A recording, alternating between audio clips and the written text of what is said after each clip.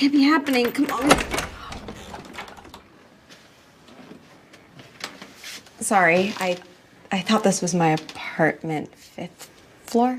This is the 4th floor. 5th floor. Right. Merci. I'm Emily. Emily Cooper, your new neighbor. American. Oui, from Chicago. Gabriel, French, from Normandy. Nice to meet you, neighbor. Enchanté. Bonsoir.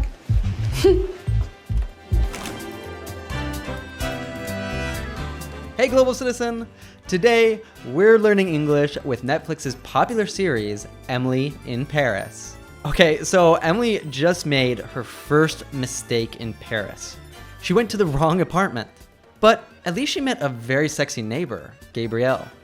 In today's lesson, you will learn advanced everyday expressions and pronunciation with the beginning of these two's romantic story. And hey, this lesson might even help you flirt in English.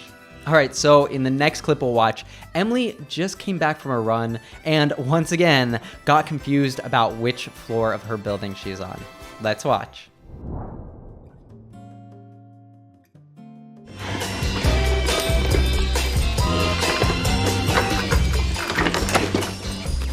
Oh, jeez. I did it again. I'm really so sorry. Emily, do you want to live in my apartment? Come on, I mean, even you have to admit that the floor numbering here makes absolutely no sense. You are very wet. Can I get you a glass of water? It's a long way to the 5th floor. I have to get to work, but I promise I won't bang on your door again. No problem. Bang anytime. You're funny. Now we're going to break down all the expressions you just saw highlighted in blue. And to help you not only learn these expressions, but also never forget them, I have a gift for you. It's access to all of the smart flashcards for this lesson with Emily in Paris for free. You can practice them with our app by clicking the link below. Thousands of learners just like you are getting more fluent every day and having fun while doing it. And that way, you'll speak as confidently as Gabriel in case you get a new American neighbor. If that sounds like something you'd like, then be sure to try our method. You only need a few minutes a day to see real progress. All right, so in the first line we hear from Emily, she uses one of the most common native phrasal verbs. Oh, this can't be happening. Come on. Come on can mean different things depending on the context. Here, Emily used it to show frustration or disbelief. And in the second clip we watched, she said it again in a similar way. Emily, do you want to live in my apartment? Come on, I mean, even you have to admit that the floor numbering here makes absolutely no sense. Here, she says it because she can't believe that Gabriel doesn't believe her. Like if you see your friend stick a big scoop of caviar in his mouth, you might say, come on, you can't really think that tastes good. But sometimes, come on means let's go, or hurry up, like here. Hey, come on, let's go. Oh, I can't go. And it can also mean please in a persuasive way. Come on, please. Oh, it's hard to say no, isn't it? The meaning really depends on the tone and situation. So I recommend that you look out for it next time you're watching a TV series in English and try to guess the meaning. And we say it like, come on, not come on. By the way, if you want to understand natives better and speak more naturally yourself, I've got the perfect trick for you. On the Real Life app, you can practice pronunciation, like come on, and get instant feedback. So you hear a native pronunciation, and then you listen and repeat. So pretty simple. Remember, you can use the link below to try it for free and start getting more confident, natural English every day. All right, so let's understand better why Emily keeps getting confused. Sorry, I thought this was my apartment. 5th floor? This is the 4th floor. So I really feel for Emily here because I had the same confusion when I first moved to Europe. A floor is a level of a building. Simple, right? But in the United States, the ground level is called the 1st floor. However, in most European countries, including France, the ground level is 0. What in France would be the 1st floor, in the USA would be called the 2nd floor. Emily's apartment is on the 5th floor. But because there's no elevator or signs, she keeps counting wrong and ending up at Gabriel's door on the 4th floor. And then when it happens again after her run, Gabriel asks, Emily, do you want to live in my apartment? Come on, I mean, even you have to admit that the floor numbering here makes absolutely no sense. So when you say, even you have to admit something, you're pointing out something so obvious or true that even a skeptical person would have to agree to it. It's a way of saying, I know you might disagree with me, but it's so clear you can't deny it. You're basically appealing to someone's sense of logic and fairness. Listen to this example. I mean, it's not an entirely awful place. Even you have to admit that. Now you're the one sounding crazy. Then Gabriel observes, You are very wet. what does Gabriel mean here? You are rude? You are crazy? You are sweaty?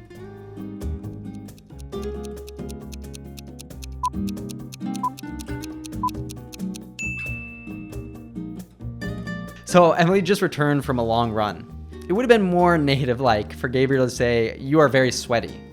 If it were raining outside, then it would definitely be appropriate for him to say, you are very wet. And if you want to sound more like a native, you could say, you're soaking wet, or you're drenched. I know this is gonna sound weird, but could we maybe throw our clothes in your dryer just for like 10 minutes? We really don't want to go to a party soaking wet. No. Jack and Mars, you're gonna get drenched. Gabriel is very charming, so he makes a polite offer. Can I get you a glass of water? It's a long way to the 5th floor. When something is a long way, it just means that it's far or takes effort to reach. Obviously, Gabriel is being humorous, as Emily just lives one floor above him, very close. Check out this example. Hey. Hi. You almost done packing? It's a long way to the airport, honey. You should get a move on. You really gonna walk? Hell yes. Alexandra, are you up for this? They're scared and it's a long way to town. I have to get to work, but I promise I won't bang on your door again. What do you think Emily means by I promise I won't bang on your door again. come to your apartment, bother you, make another mistake?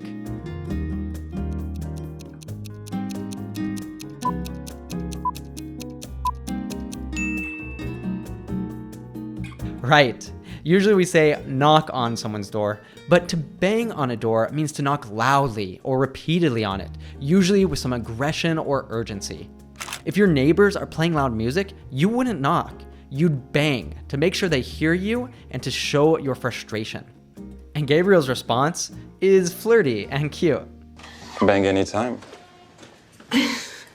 By the way, it's pretty frustrating when natives speak fast and you can't understand us, right? Well, usually this has nothing to do with the speed at which we're speaking. It's usually about connected speech, how we cut, reduce, and link words together when speaking fluently. Listen again to Emily here. I have to get to work, but She didn't say, I have to get to work, as 6 separate words like you probably learned at school. Let's look at what's happening here. First of all, the preposition to almost always reduces to t. So natives usually say have to, instead of have to. The other two also reduces. And because get ends in a T, it helps us be more fluent to just say one of them. Get to work. Get to work. Let's put it all together. I have to get to work. I have to get to work. Your speaking will only improve with lots of practice, so listen to that again and try to say it just like Emily. I have to get to work, but I have to get to work, but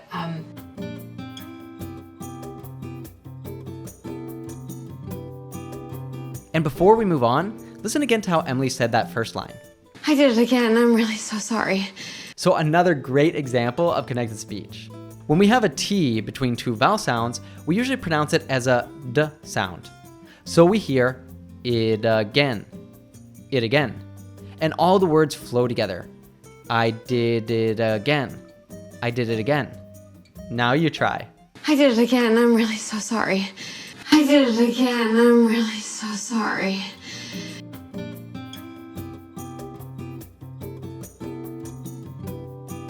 All right, we can see there is definitely some romantic tension between Emily and Gabriel. Now let's jump forward a bit. So Emily has a rocky, or difficult, start at her new job at a Paris marketing agency. However, then Emily is able to find a great opportunity for one of the agency's top clients. The deal is supposed to be closed over dinner with her boss, Sylvie. Great news. But then Emily makes a mistake reserving the restaurant. She confused the dates because Americans put the month first, whereas Europeans put the day first.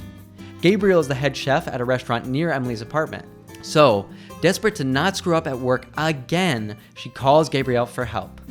Hello? Hi, Gabriel. It's Emily. Who? Emily. Emily Cooper, your neighbor. Oh, Emily, hi. It's hard to hear you. Yeah, I've got a massive favor, okay? I have a very important client. Can you take 6? Tonight?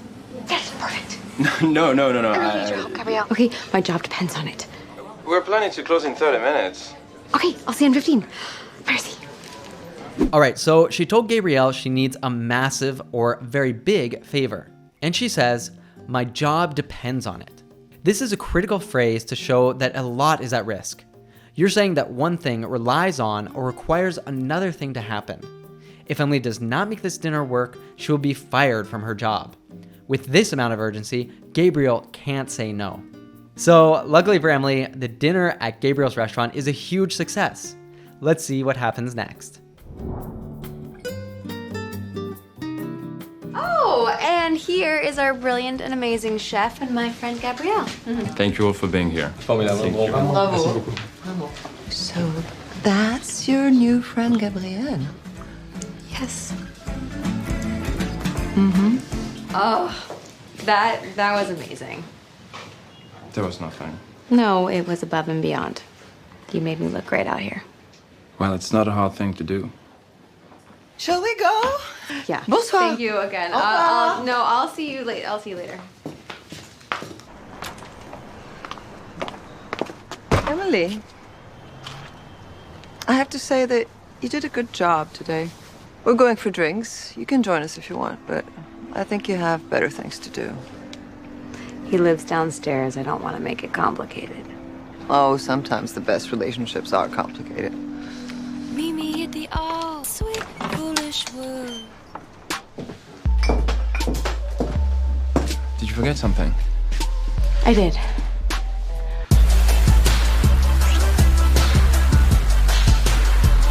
Put your money where your mouth.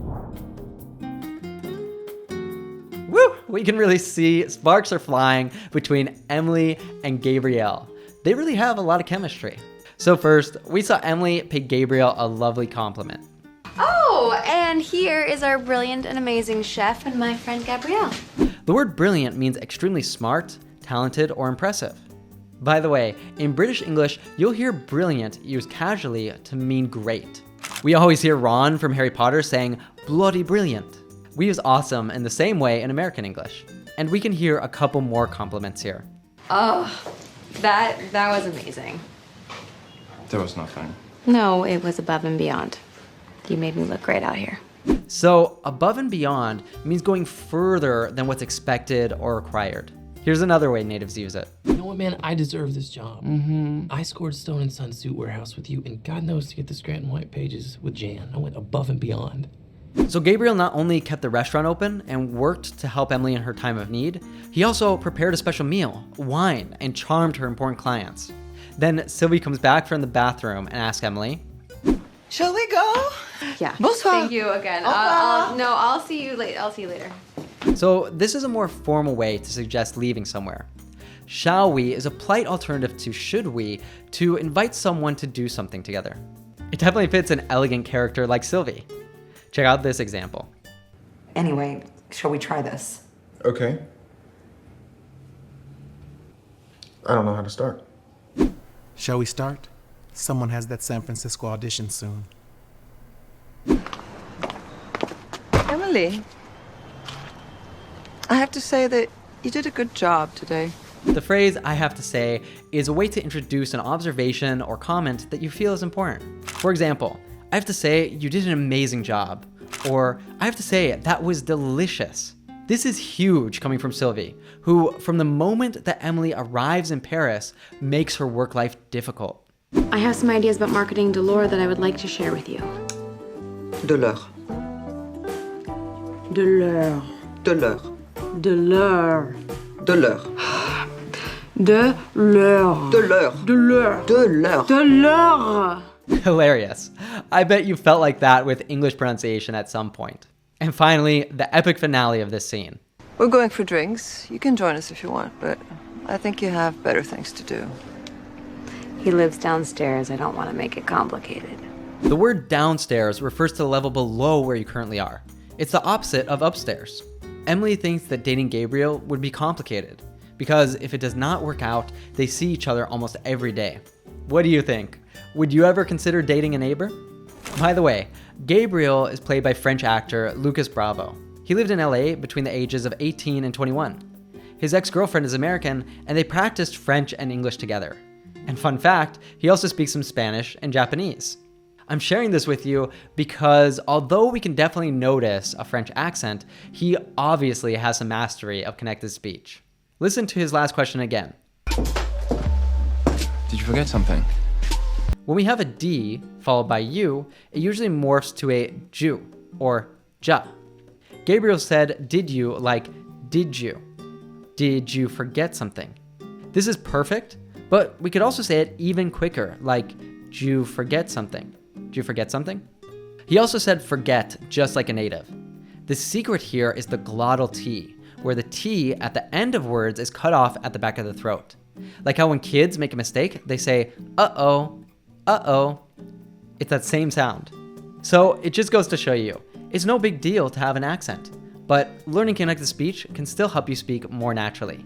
So now you try to say that just like Gabriel. Did you forget something? Did you forget something?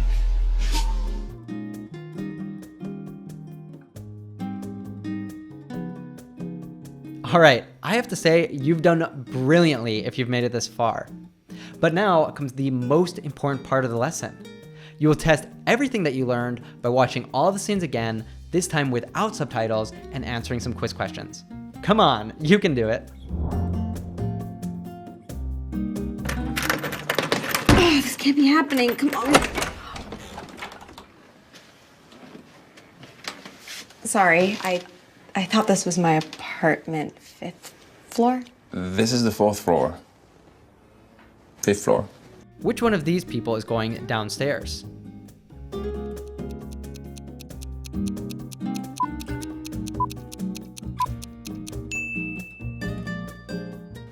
Right. Merci. I'm Emily. Emily Cooper, your new neighbor.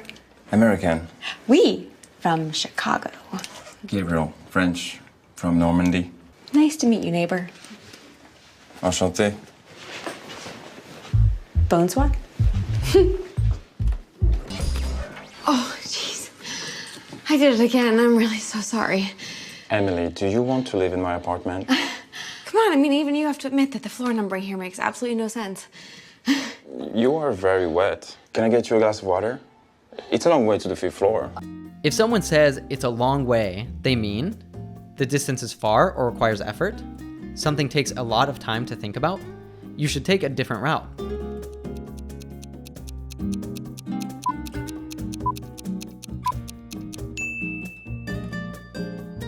I have to get to work, but I promise I won't bang on your door again. No problem.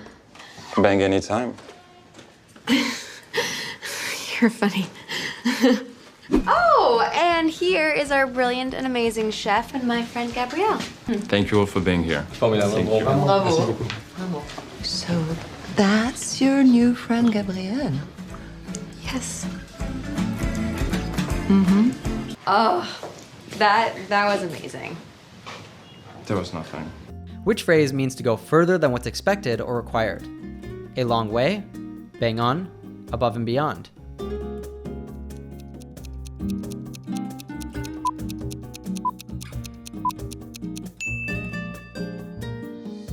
No, it was above and beyond. You made me look great out here. Well, it's not a hard thing to do. Shall we go? Oh, thank you for the meal. It was incroyable. You're welcome. Thank you again. I'll see you later. I'll see you later. Emily, I have to say that The phrase I have to say is used to introduce something you feel is important to mention, express disagreement with someone, ask for permission to speak.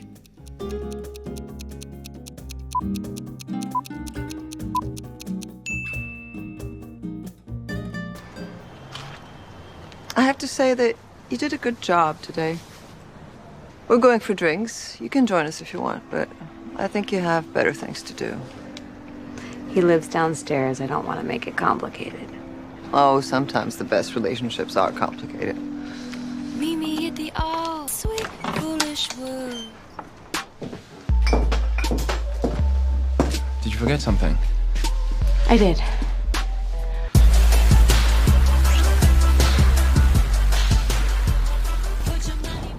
Oh yeah, I hope that you had a lot of fun learning English with Emily in Paris. And if you want to be able to understand fast-speaking natives without getting lost, without missing the jokes, and without subtitles, then hit that subscribe button and bell down below because we make 2 new lessons every single week that's going to help you to do this. Over 11 million learners from around the world who have subscribed to us can't be wrong. And if you're tired of being stuck at the intermediate level and you're ready to really break through to advance, the best way to do that is by learning with these lessons on the Real Life app.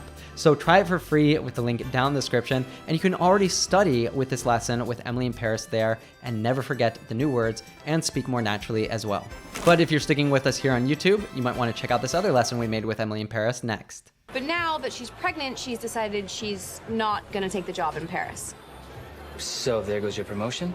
Not exactly. They still need someone there, like American eyes and ears to help with the whole transition. So they asked me if I would take the job for a year. But in Paris? They said that if I did, that they'd guarantee me senior brand manager when I'm back. Huh.